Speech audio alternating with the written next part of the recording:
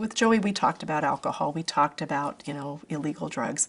We didn't know we needed to talk about prescription drugs, and I do believe that would have made a difference. At least he would have been making an informed choice and a decision, So that's the crux of our work. 95% of it is all around education, and I find every opportunity in the world to talk to people. They don't escape me very easily. So there's the formal presentations I do. I do a lot of ninth grade health class presentations. I do parent ed things. I go to conferences and present to all sorts of people in those, and professional organizations, as well as, whether it's a parent conference or youth conference, whatever. I'm out talking to community groups, Rotary, Kiwanis, whatever that might be, because they're leaders of our communities, and I feel like they can make a difference as they get out there once they know.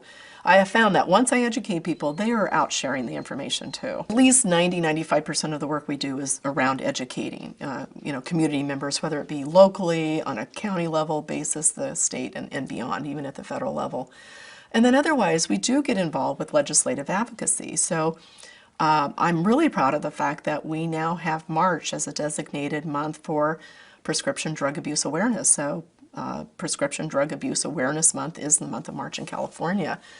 And it is signed into law by the governor, and that was by working directly with our state senator at the time, Senator DeSaulnier, who's now a congressman. So there's been that, and then I've done a lot of work in working to get our prescription drug monitoring program to the point it now is. Just this couple of months ago, we had the governor sign into law the fact that our doctors are required to use our prescription drug monitoring program, not just sign up for it. That was required before. And so they have to use it as they're prescribing these opioids and other controlled substances. So where does this come from, It's insane. If you get introduced to these medications as a young person, I can't tell you how many young people I've talked to, young adults in recovery for the moment, who said they got their first high and their start with their addiction from that first dose of Vicodin that a dentist prescribed, or for a sports injury, they got prescribed to deal with the pain from that. It's just terrible. Our doctors are overprescribing, and I'm talking about the primary cares. That's where most of these prescriptions come from.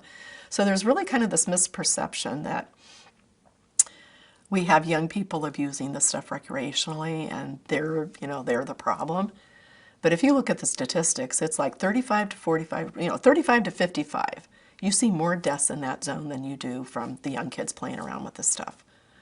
And they're getting hooked on it younger, they're getting a little bit older, and then, or you have people that just, you get older, you have more problems, you get prescribed this stuff. This seems to be the first go-to thing they do, instead of prescribing physical therapy or other things that could maybe give you, relief. It's these pills, and it turns out horribly bad with a lot of people that have a predisposition because of genetic factors to addiction or whatever else.